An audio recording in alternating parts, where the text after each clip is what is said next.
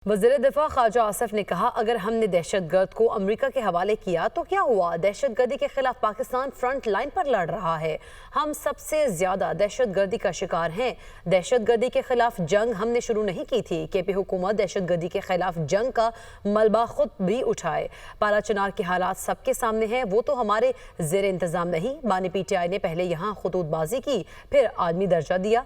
खतूत का हशर जो पहले हुआ वही अब होगा। बानी PTI को कोई सियासी नहीं बल्कि जादू मशवरा दे सकता है। मुशर्रफ के खिलाफ वो तो वो दहशत गर्दी के खिलाफ जंग तो नहीं थी। पहले उस जंग को डिफाइन करें ना। मैं तो नहीं कहता हूँ दहशत गर्दी के खिलाफ।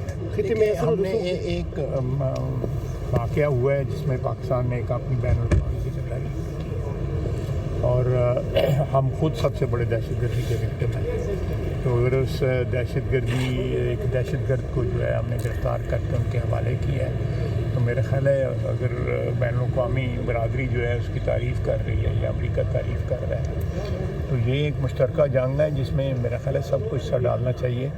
पाकिस्तान जो है फ्रंट लाइन पे उसके खिलाफ लड़ रहा है और पाकिस्तान उसका विक्टिम भी है। KPK कहता है कि दहशत गर्दी बढ़ती जा रही है और वफाक हमारे हकूक सलब करके बैठा हुआ है, कोई तावन नहीं कर रहा। वो दहशत गर्दी का कुछ जिम्मेदारी खुद भी तो उठाए ना। वो जिरगा कर रहे हैं, बाकी कुछ भी नहीं कर रहे।